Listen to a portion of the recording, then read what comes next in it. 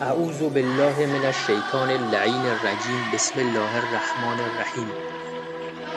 آیا دوست دارید که هیچ فقیر و گرسنه و عریان و مقروض و ستم دیده و اسیر و بیماری در روی کره زمین نباشه و هیچ جنگ و ظلمی در جهان نباشه و هیچ گمراه و گمراه کننده و مستضعف و کافر و ناصبی در دنیا نباشه و ریشه فقر و تبعیض و ظلم و بیماری و فساد و انحراف و گناه از روی کره زمین برچیده بشه و بالاتر از همه اینها کره زمین تبدیل به بهشت بشه؟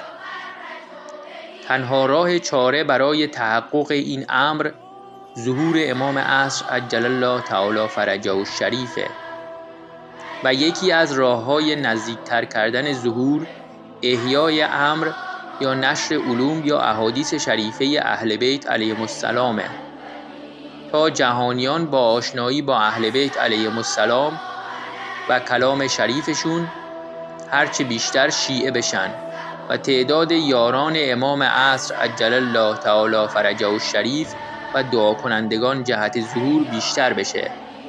حال چه کسی در این عصر بهتر و بیشتر و کاملتر از همه امر اهل بیت علیهم السلام رو احیا میکنه جز علامه الله یاری؟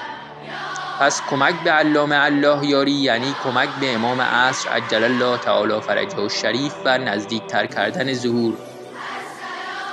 تا حالا بهش کمک کردی؟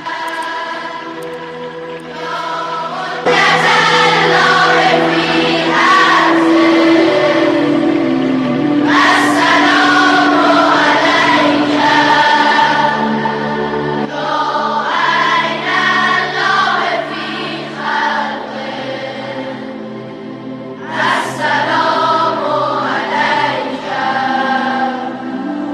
يا